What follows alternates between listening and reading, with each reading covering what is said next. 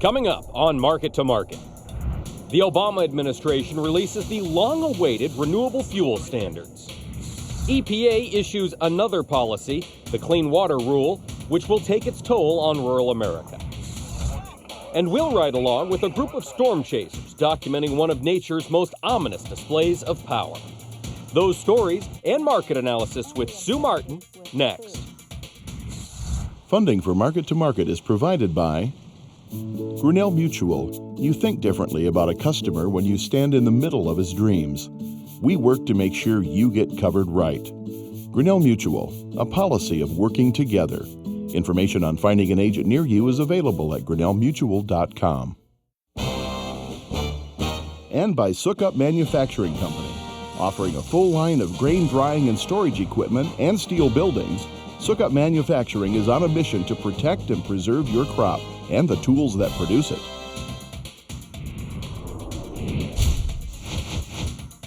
This is the Friday, May 29 edition of Market to Market, the weekly journal of rural America. Hello, I'm Mike Pearson. The Obama administration created some angst in rural America this week with a pair of controversial policy changes. On Friday, the Environmental Protection Agency finally released its long-awaited decision on the Renewable Fuel Standard, or RFS. And it appears the ethanol content in the nation's fuel supply will likely increase in the years ahead, but not as much as was originally mandated by federal law.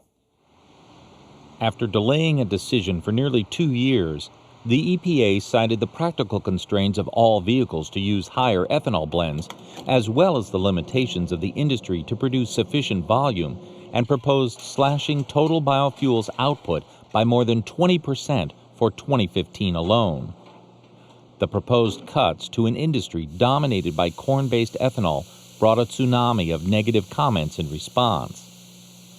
Jeff Lout, CEO of Poet, the world's largest producer of ethanol, said, "Today's proposal by the EPA puts the oil industry's agenda ahead of farmers and rural America.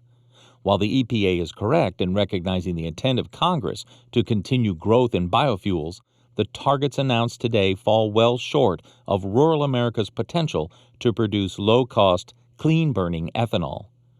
Rural America has upheld its end of the deal, and I ask that the EPA uphold Washington's end." Growth Energy, a pro-ethanol industry group, accused the EPA of supporting big oil. It's unfortunate that EPA chose to side with the obligated parties who have deliberately refused to live up to their obligation to provide consumers with a choice of fossil fuels or lower-cost, higher-performing, homegrown renewable energy at the pump. In what appears to be an attempt to placate ethanol producers, USDA says an investment of up to $100 million in infrastructure improvements will be made to help increase the delivery of higher ethanol blends, including the installation of more blender pumps. The EPA plans to take final action on the proposed rule by the end of November. While the proposal is not expected to have a significant impact on prices at the pump, it's likely to become an issue in next year's presidential elections, especially in farm states that produce the primary feedstocks for biofuels. EPA also raised a few eyebrows in rural America this week when it issued a final ruling on what are and are not waters of the U.S., and therefore subject to protection under the Clean Water Act. The final Waters of the U.S. rule, released Wednesday, clarifies previous exemptions and exclusions. According to the summary of the 297-page document, fewer waters will be defined as waters of the United States under the rule than under the existing regulations, in part because the rule puts important qualifiers on some existing categories such as tributaries. In addition, the rule provides greater clarity regarding which waters are subject to CWA jurisdiction, reducing the instances in which permitting authorities would need to make jurisdictional determinations on a case-specific basis. Officials say they held meetings with various groups, including farmers and energy companies, to gain feedback over a 200-day period beginning last summer. The EPA received more than 1 million public comments. The new guidelines also include a science section, focusing on the hydrological issues, including the ways waters are connected and their relationship to waterways downstream.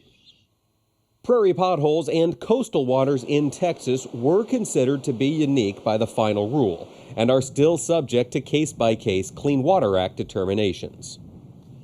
Also, another attempt was made to better define tributaries and clear up confusion about the category of other waters that has caused concern across the U.S.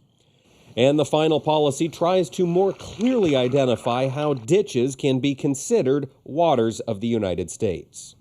The rule did not add any additional permitting requirements on agriculture and left current exemptions in place. But many rural interests are still not pleased with the new regulations. House Agriculture Committee Chairman Mike Conaway complained the process farmers and ranchers were given to offer recommendations was woefully inadequate. In a release, the Texas Republican said, quote, "Even input from the states was ignored, clearly displaying the arrogant government-knows-best attitude ever present in this administration." Other groups, however, praised the new definitions. The National Farmers Union was less critical in its view, and in a prepared statement, the NFU said, "While the rule is not perfect from our perspective, the final rule is an improvement over the proposed rule." The National Resource Defense Council claimed the Obama administration restored clean water to 117 million Americans who were without pollution protection on their drinking water. The NRDC, in a statement, said, "Now we will redouble our efforts to defend the new clean water rule against developers, big polluters, and their allies in Congress who want to kill it." Not all environmental groups were in favor of the EPA's decision. The Waterkeeper Alliance says the rule needed to be stronger and contained some very serious negative provisions, including not protecting streams and rivers that have historically been protected under the Clean Water Act, exempting industrial-scale livestock facilities, and allowing streams and rivers to be impounded or filled with toxic coal ash and other waste. A meteorologist once quipped, "Texas is a land of perennial drought broken by the occasional devastating flood." And if this week's weather is any indication, he couldn't have been more prophetic. Early this week, torrential rains devastated central Texas, submerging Houston. Thursday night, a line of thunderstorms stalled over Dallas, dumping up to 7 more inches of rain and prompting officials to consider evacuation orders. But as crazy as it sounds, some folks prefer to venture into the epicenter of severe thunderstorms. And as Paul Yeager explains, an elite group of storm chasers willingly gets up close and personal with one of Mother Nature's most powerful forces.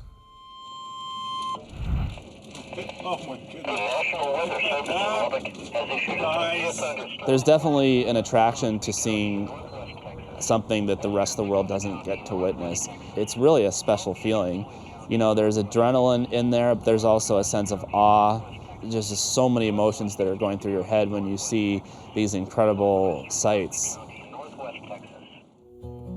Iowa falls all too easily into the old world saying, "Don't like the weather? Wait 5 minutes." Problem is, sometimes those weather changes take a turn for the severe, and that's what inspired the Iowa Storm Chasing Network. Started in 2008 by Nick Wyig and Ben McMillan, the group's first chase came with one of the most devastating tornadoes in recent Iowa history, the Parkersburg EF5 tornado. We were on a normal storm spotting mission, I guess you could call it. You know, we were looking up at the sky, we had a weekly rotating wall cloud, and at that point we were just calling it in as a normal tornado. We reported out to the folks in Johnston at the National Weather Service. Little did we know it was going to turn into that mile-wide killer tornado that so few tornadoes turn into.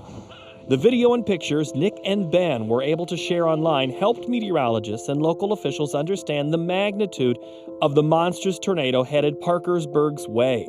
And in the moments leading up to an encounter with a tornado, advanced warning can be the difference between life and death. The unfortunate thing is people get very used to seeing a meteorologist on a TV screen pointing at a storm saying, "Be careful, this is dangerous." They don't take the appropriate action to keep their families and themselves safe. Preparing the unknowing public for the danger headed their way is specifically what storm chasing is all about. Sometimes that extra piece of information is enough to push someone into action to take some of those safety measures that everyone talks about. Go to the lowest level of your home, put as many walls between you and the storm as possible. And if, in an ideal situation, if you have an underground shelter, go to it. Since 2008, the Iowa Storm Chasing Network has grown from its 2 founders to now include 3 forecasters and 4 storm chasers. And instead of just focusing on Iowa, the team now chases tornadoes across the mid and southwest. And as thrill-seeking as its crew might be, none of it would be possible without the team tank, Dorothy. It's a tornado intercept vehicle. It's built to withstand strong winds. It has flaps that goes down to the ground and anchors it.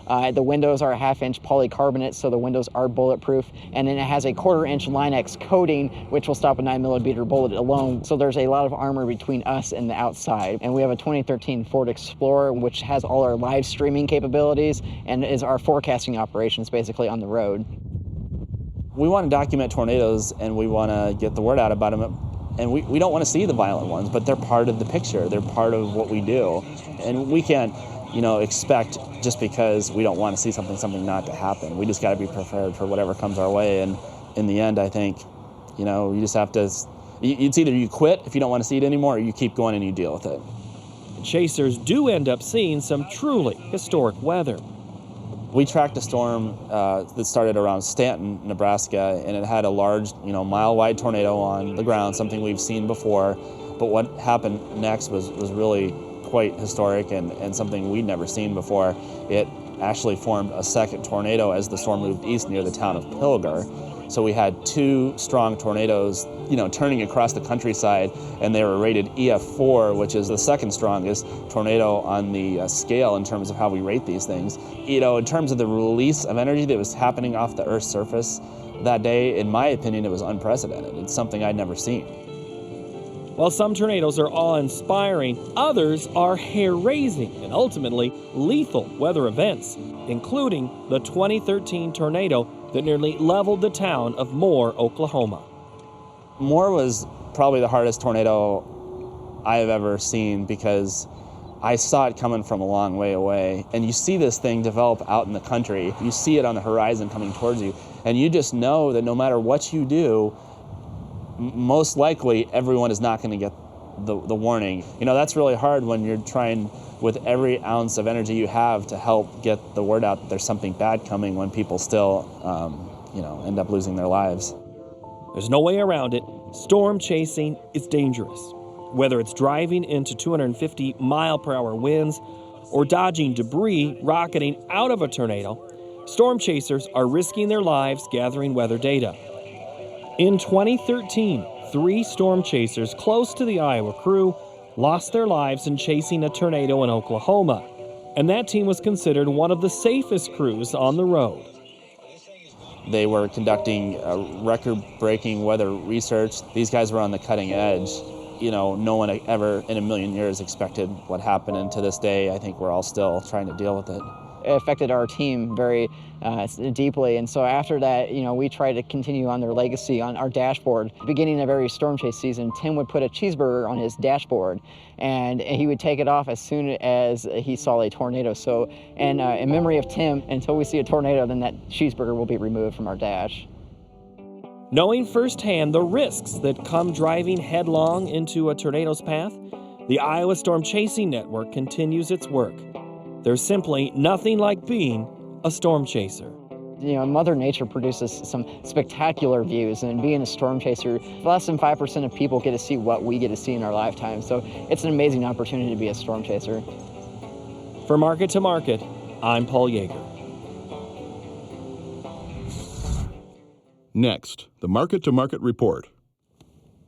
EPA's proposed reductions of biofuel blending requirements had a muted effect on the markets Friday.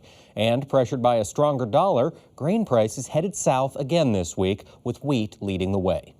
For the week, July wheat lost 38 cents, while the nearby corn contract moved 9 cents lower. Soybeans went the other way as the July contract advanced by a dime. Nearby meal also bucked the bearish trend with a gain of $1.50 per ton. In the softs, cotton recovered about a third of last week's losses as the July contract rallied by more than $1 per hundredweight. Over in the dairy parlor, June Class 3 milk futures gained 36 cents. In the livestock sector, prices were mixed as the August cattle contract improved by 57 cents. Nearby feeders advanced by nearly $4, and the July lean hog contract lost 28 cents. In the currency markets, the euro was virtually unchanged against the U.S. dollar. Crude oil posted a modest gain of 58 cents per barrel. COMEX gold declined by $15 per ounce, and the Goldman Sachs Commodity Index lost nearly 4 points to settle at 440.25. Here now to lend us her insight on these and other trends is one of our regular market analysts, Sue Martin. Sue, welcome back. Thank you, Mike. We saw wheat take another big tumble this week. Is the dollar back in the driver's seat in that market? Well, I think the dollar is back in the driver's seat. First off, the dollar closed higher for the month, following a lower close at the end of April. On the setback, from February, March down to the lows here, you can only break about 38%. In a good market, that's about all you'll do. And so I still am very positive the dollar longer term. I still think we have a chance the dollar could rally to 107, 109. I guess I remain bullish there. The lowering of interest rates, if we start, the Federal Reserve continues to talk about and indicate maybe the fourth quarter of raising interest rates. To me, that's just when you've got the European Central Bank doing quantitative easing, the Bank of Japan's doing the same thing. To me, that still says if they're doing it, they don't think they're where they should be yet. And that continues to attract, I believe, foreign investment into the U.S., into the dollar. And so for interest in whatever. But when that comes back to the wheat market, of course, it makes us a little bit uncompetitive at times. And yet you look at Russia, and they did come out with an export tax on their commercials for exports of wheat, but only when will exports slow down when it reaches the value of 13,000 rubles per metric ton. But beyond that, you've got Russia that's looking at some very hot weather and dry weather for probably the next 10 days. You've got, so crops that need a drink right now could turn south, and that lower Volga River area is a major producing area of wheat. You've got the U.S., some areas spring wheat looks awesome, and crop condition ratings should improve on Monday on that. But then in the meantime, all this water again for over the weekend that's predicted to the south in Oklahoma and Texas and what have you, certainly is not good for the wheat, and we're going to have some conditions that are going to deteriorate there. I wouldn't be surprised that we see crop conditions decline at least by 1% on Monday. So given that we've got both the stronger dollar potential and with the heat in Russia and India and the wetness in America, those are two factors. You see wheat heading lower short term or higher, Sue? Well, I wonder if wheat isn't possibly putting in a head and shoulders bottom here. But that's yet to be seen. And if it is putting in a head and shoulders bottom, we have the left shoulder and the head, and we're in the process of the right shoulder right now. Interestingly, Chicago wheat closed higher for the month. And KC wheat closed lower by 0.5 cent for the month. I was hoping I was rooting for it, but it didn't quite get there. But what I'm thinking is even if we're forming a right shoulder, that right shoulder appears like it would have a sideways higher bias to it. Okay. So, we need to get over that 383 area. We didn't quite make it. I thought we were going to do that here on this last rally. We couldn't quite get there. And of course, when rain talk started coming in for Russia, the market fell. But India's having triple-digit temps in major portions of the country. Some temperatures reaching as high as 115, 122. They're in a problem, and India is a huge producer of wheat and of course, corn, and a huge user of edible oils. Well, and you mentioned corn. Let's talk about the corn market. We saw about a dime downward move in the corn market. Are we just going to be trading sideways to slightly lower, do you think? Well, when I look at the corn market, first off, in the December contract, the contract low on this year's D's corn is 364 3/4, which, to be honest with you, for me seems like a little high for that number to stay as the low. So I think that low in time will be taken out. We also have from the 318.5 low of last year to the high of 440, basically 365 is that price, and for a 618% retracement. So you've gotten that. $3.45 on December corn is a wave 4. However, the July contract is very close to a wave 4. $3.45 is a wave 4 on the July futures. So I think that when I look at the market here, I could see $3.45, and that $3.45 is coming off of the $8.49 high, which happened to be a decent contract that did that. But it was lead contract at the time too. So I think that there's still potential yet on the downside for corn. But at this level we're at, it would not shock me if we get a 10 cent, 15 cent bounce, and then we turn around and fail and maybe Sell it off again. All along, I've been of the opinion that we would have a May-June low this year, and then catch a nice EKG blip, a fast rally, because we have to remember 2/3 at least, if not 3/4 of our crop is going to pollinate almost at the same time. Could put some weather premium back into that corn market. Well, you've got a market that's very heavy short, and so I think they'll probably elect to use this break to step aside. And of course, now that the crop is pretty much planted, I mean, it was 92% this past week, it'll be more than that this week, you have to think, okay, the focus is now going to go to what are acres and the weather. And I think they'll put some weather premium in this market. All right. Now, Sue, we've had a number of people send in questions via Facebook and Twitter. They want your opinion, but in the interest of time, we're going to address those in the Market Plus segment that can be found on our website at iptv.org/market to market. So be sure to tune in there and we'll get to those questions. Now, I want to talk soybeans with you. We saw a move up in soybeans this week. Does that have legs to carry on to this upcoming week, do you think? Well, when I look at the bean market, I have to like bean oil. And I think this is a year, even regardless of what the EPA did with the biofuels today, which was friendly to bean oil, and it reacted to that. But I think, again, you look at India, and they're having horrific weather, and they're huge users of edible oils or soy oil. Then you look at the Malaysia, Indonesia, you know, El Nino usually isn't kind to them, and palm oil tends to be, or palm production might be having some issues this year. You look at the global stocks to usage ratio of oil, veg oil, and I think it's like 7% low. Right. And then you look at the U.S. stocks usage ratio, and we're about the same thing. So we're very, very tight. Then you go to Argentina, world's #1 exporter of soy oil and soy meal, and they're having a lot of issues, and right in the heart of harvest, they have these labor strikes that still I don't think are totally settled, and the Port of Rosario, the largest port for Argentina, is having a big issue. But it doesn't stop there. You look at China, and this year in China, per capita basis, edible oil usage is going to go from, I believe it is 15 kilograms up to 20 kilograms, and 60% of that is estimated to have to come from imports of soy oil. So that could give us some strength. Now, Sue, I want to move in, talk about the cattle markets here quickly. Where do you think this is headed short term? Well, I think the cattle market is still, I mean, there is a lot of enthusiasm out there at these sale barns. And of course, the one thing that's driving that is these pasture conditions are awesome. And, you know, and you look in Texas, and boy, you went from a drought to too much of a good thing. But still, the cattle guy down there is going to be happy as a lark. They're happy. And so I look at, there's a lot of young farmers, or not young farmers, a lot of farmers, period, that are at these auction barns buying these heifers. And they're going out to grass. And of course, the feeders that are out on the grass aren't coming. They're getting put weight on because of the high replacement cost. And of course, still have some very cheap corn. So that's enticement. But I think the market is going to still lift a little bit more.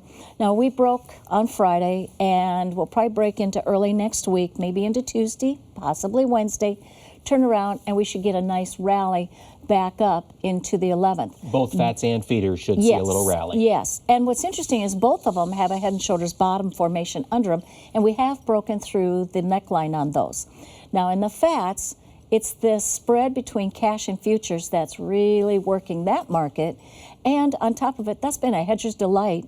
So when you look at all these cattle that have been getting hedged, you know, there's shorts in that market, so it keeps that market from falling.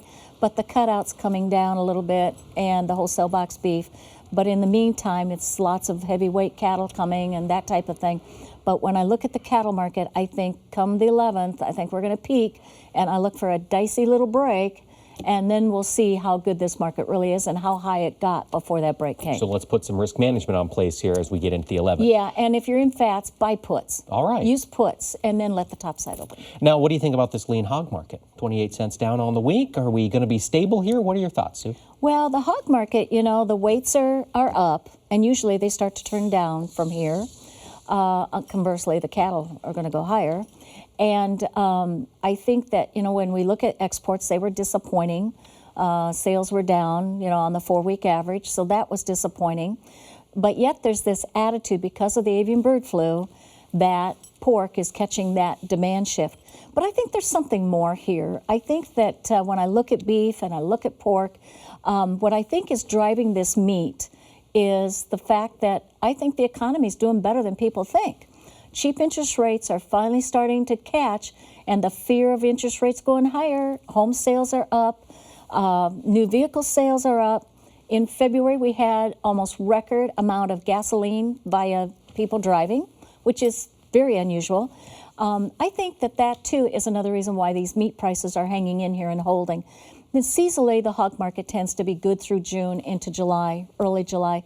And I think this is a year that we're very seasonal, it seems. All right, so we'll just keep an eye on it as it moves forward. Yeah. Thank you so much for joining us this week, Sue. Thank you. That wraps up this edition of Market to Market. But Sue and I will continue our discussion and answer some of your questions in our Market Plus segment online. You'll also find audio podcasts as well as streaming video of our program exclusively at the Market to Market website.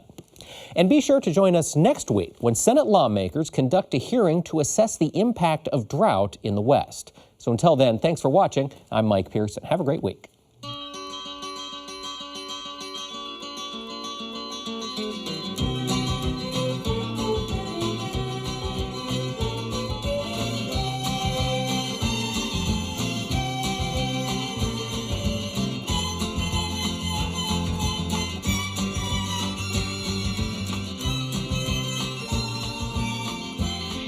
Market to Market is a production of Iowa Public Television, which is solely responsible for its content.